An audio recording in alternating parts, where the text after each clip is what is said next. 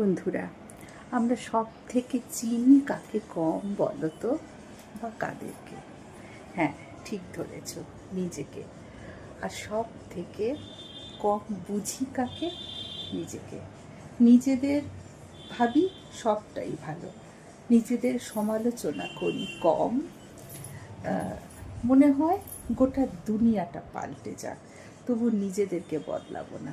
কিন্তু গোটা দুনিয়াটা না বদলে, কাউকে না বদলে, আমার যেটা মনে হয় নিজের আত্মসমালোচনা করে নিজেকে বদলানোটা সব থেকে বড় দরকার।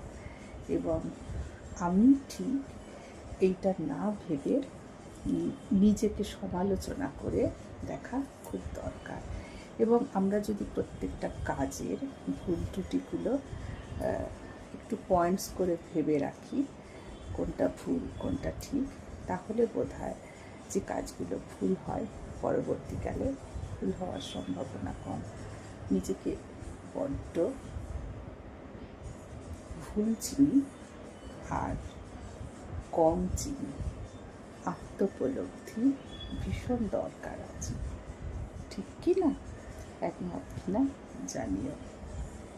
Tata, by.